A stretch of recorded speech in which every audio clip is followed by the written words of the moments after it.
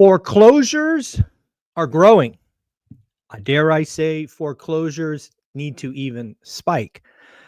We were lucky enough to catch up with a REO or foreclosure investor, Jennifer, yesterday. That video will be posted later in the week. But I want to be very clear because we are about to see some artificially high foreclosure numbers. I actually have some here for you today.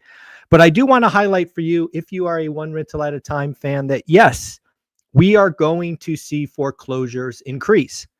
Now, again, the doomers out there will have you believe it is nothing more than a cascading set of events that will end in something apocalyptic, a la 2008. But that is simply not true. It's a great headline. It gets a lot of views. There are lots of people that want to see the world burn. But what is actually happening? Well, again, if you step back and you study the housing market for 50 years like I have, you realize that from 2021 to now, really maybe February, March of 2025, there was some bad behavior. There was some artificially created processes to delay. We are seeing numbers inside FHA, VA, for example, that really point to the fact that we've had years of below trend foreclosures. Now, it is my belief that over the next 12 to 18 months, those foreclosures will finally be processed. I think it is somewhere between comical and sad that some people have got to work the system to get 2, 3, and I've even heard of 4 loan modifications. Folks, foreclosure is part of the process. If you get into a house and life circumstance changes, you have agreed that the house is collateral and you can be out, you can be done, you can start anew. Unfortunately, we did not do that for 2 or 3 years. So now what we are going to see, and probably are seeing already, is a spike, an artificially high spike. But this spike in and by itself is nothing. But when you talk percentages, it does look like something, triple digits. So a couple of things.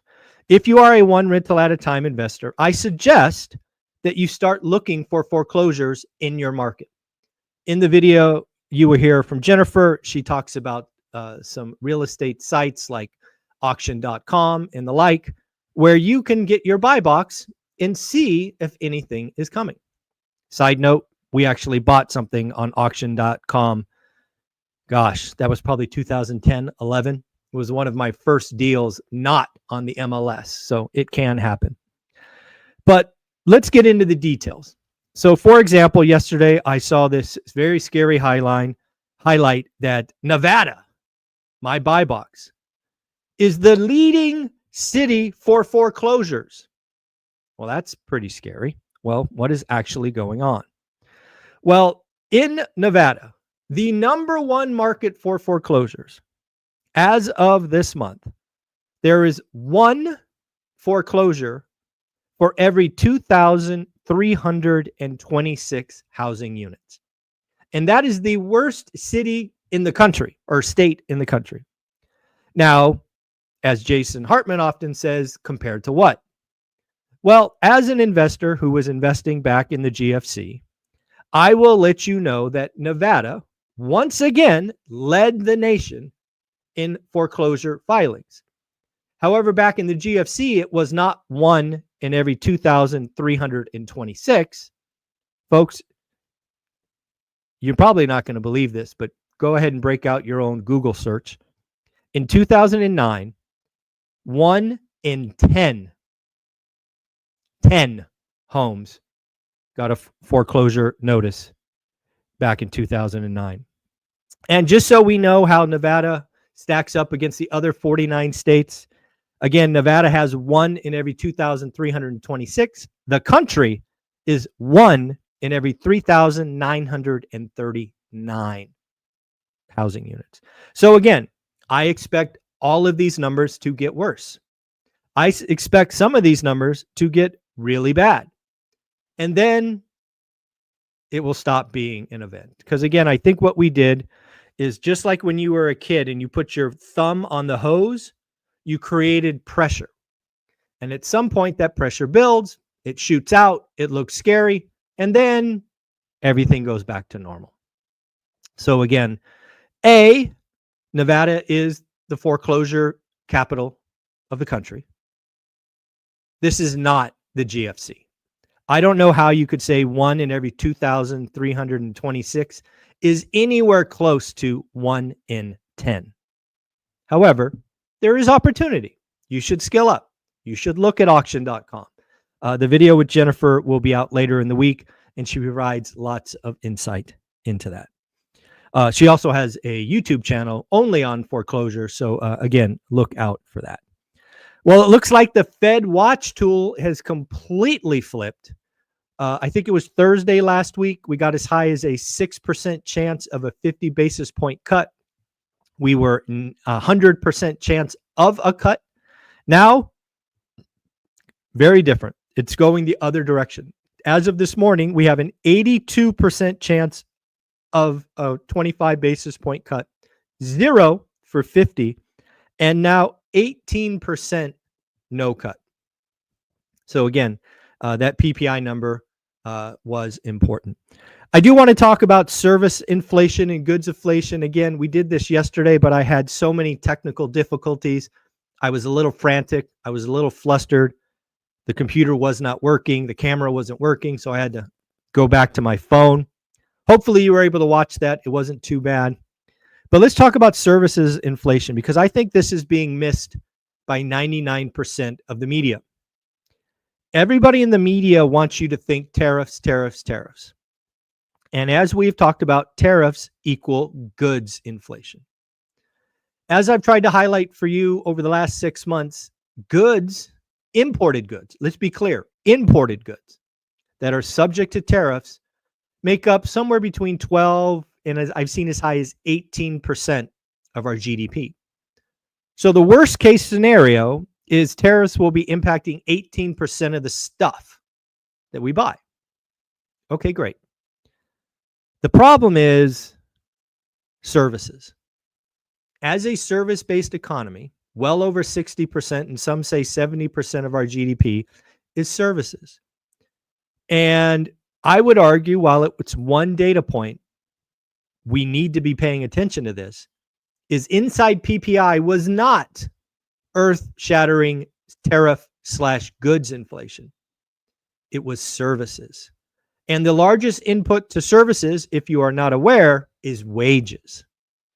Now, wage inflation by itself is not necessarily good or bad.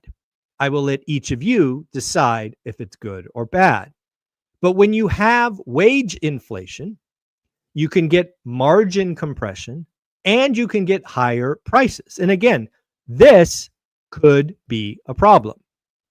If we have sticky or growing services inflation,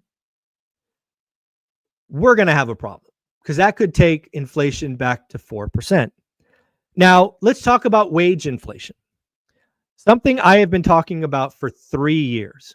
You've heard me say it, I'm sure, 1,000 times. The housing market is broken. You've heard me say it 1,000 times that the only way out of this is time. Why is time the answer? Well, first and foremost, I don't think we have the underlying kindling for a GFC. We don't have adjustable rate mortgages. We don't have shelter costs exploding, all of the above. We don't need to go there again. But the reason time is the answer is we need time, and I mean years, of wage inflation to stack so that affordability slowly comes back into alignment. And again, we have been here before. If you have taken the time, and I don't know why you wouldn't, it's free, it's free, it's free. My 55-year spreadsheet or 54-year spreadsheet that's on my website, onerentalatatime.com, highlights that from 1978 to I think it was 1994, so 16 years, it took us to get back to 1978 levels of transactions. Now, I don't think it will take 16 years this time, but it might take 8. And again, folks, we are probably 3, maybe even now 4 years into this. So we still have years to go to slowly grind higher. And you do that with just wages growing. We do have a very important talk this Friday. Jerome Powell will get in front of Jackson Hole. And I think his Jackson Hole presentation will be one of two things. I really think it's black or white. Jerome Powell is either A, going to clearly open the door to a September rate cut, or he is going to smash it shut. I do not know which one he will do. I will tell you that Jerome Powell himself probably wants to smash it shut. If Jerome Powell was given true serum, I'm sure he does not want to cut. However, he is only one of 12 votes or 13 votes. It's the chairman plus 12 others, so 13. I suspect he is hearing enough rumblings from other members on the panel that he's going to be open, but I don't know that for sure. This is a coin flip. Let me know in the comments below. What do you think Jerome Powell do? Will he be a political hack and shut the door to a rate cut, or will he open it to a rate cut? Love to hear from you in the comments below. Yesterday, folks, we were lucky enough to get Pace Morby inside of school. Again, he's going to be a keynote speaker. He went over a lot of stuff. That video will come out later in the week as well. And all I can say is you better buy your tickets soon. Pace Morby, if you don't know, is going on a national tour, 105 cities or whatever it is. And he's going to be ending in and around Vegas. And he said, Michael, I'm going to probably bring 200 or 300 people by myself. Because again, he's going to have this caravan and all these things that Pace does. So if you are an ORaaT member, and I tried to do this several times during that talk, buy your tickets early. Thankfully, 8 of you in the last 24 hours have bought tickets. So we're now at 82 tickets sold. I'd love to get to 100 by the end of August. That would feel great. That would show me that the ORaaT family is coming through. So again, get your tickets early, because once the Pace video goes live and Pace starts posting on Instagram, it will likely sell out quickly.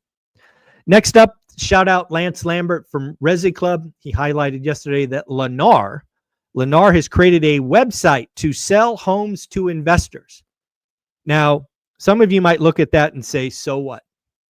Well, to me, it's a sign that Lennar is getting motivated. So I went and checked out their website for Vegas and Henderson. I saw that they have several communities with 2 or 3 properties listed. Frankly, the cap rates suck. Again, the imputed cap rates are 4%, which again, I'm not even sure I believe. But here's the deal. Like for one of their communities, let's just say the average home was $350,000. They have 3 of them listed. So that's a list price of $1,050,000. What I might do, and I'm seriously considering this, is I might write an offer to buy all 3 at $900,000. And because Lennar has a financing arm, I will add to the purchase contract. Lennar will finance me at 3.99 or 4.5, whatever I can negotiate, 30-year fixed, 20% down. Because as an investor, I need to put 20% down. So again, some folks look at this and say, so what? I look at it as a sign of stress. And as always, I am open to the opportunity of writing a disrespectful offer. Back to the Pace interview, one of the things that I really took from the conversation, it's kind of early, maybe in the first 10 or 15 minutes, is you got to let your BS go. Now, in Pace speak, BS stands for belief system. Belief system.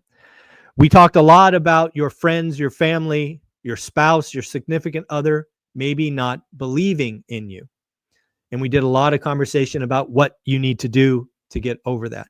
One of the things you need to do is get in rooms like our school community, like our Vegas event, with people going the same direction. So again, I will let the rest of that talk go later in the week. Goldman Sachs highlighted that investors are starting to pull money from the stock market. Don't know if you know this, but for the longest time, money has been flowing in to the stock market. It is now, as of last week, flowing out. It had averaged 20 billion in inflows, but the last week investors are pulling out. Is this a sign of the top? Is this a sign of risk mitigation? Who knows? For those of you interested about blood in the streets, there was a very detailed article on CNBC this morning about Yield Street. According to this article, and I'm only quoting the article, I had never heard of Yield Street, don't know who they are, but apparently Yield Street had 30 apartment deals that they were working on that they did in 21, 22. And get these numbers, folks. 4 are now a total loss. 23 are on a watch list.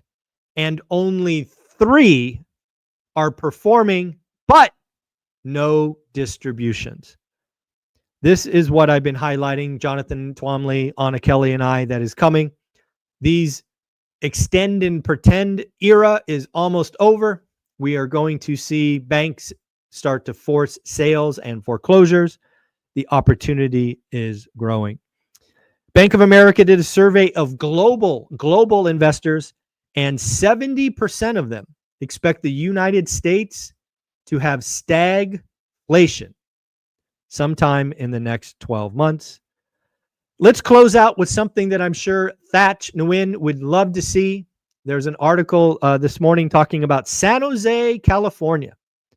San Jose, California becomes the first California city to allow an ADU to be sold separately from the main home. As you may recall from Thatch's conversation in our school community, this is the holy grail. This is how to print money. You build an ADU for 350 grand, you sell it for 800, and you collect the spread. Again, this is the first city of many, I am sure, in California. If you are a San Jose investor or interested in that, again, just do a quick Google search.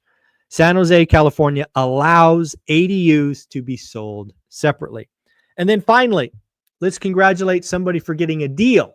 Jeff, I apologize. I've had this card on my computer for almost a week now, and I have simply forgot to congratulate you. So Jeff, congratulations on getting your next deal. Your card will go out in the mail today. Alrighty, folks, don't forget to join school. We are at 462. Yes, 462 members. When we get to 500, I will add the Get Your Money Right course for free. So 38 of your friends join. You will get another $100 value for free. And I don't know if you've seen it, but I got some new swag. I'm really like this everyday wealth builder. I think this is going to be the hat. I used to wear Do the Work all the time, but I think this is going to be the hat I wear going forward. You get it in white or in black. This is who we are. I believe my community are everyday wealth builders. We don't believe in get rich quick. We believe in doing the work. We are a community. And yeah, you can get this on my website, onerentalatadime.com, white or black. Take care, folks. Have a great day. Bye.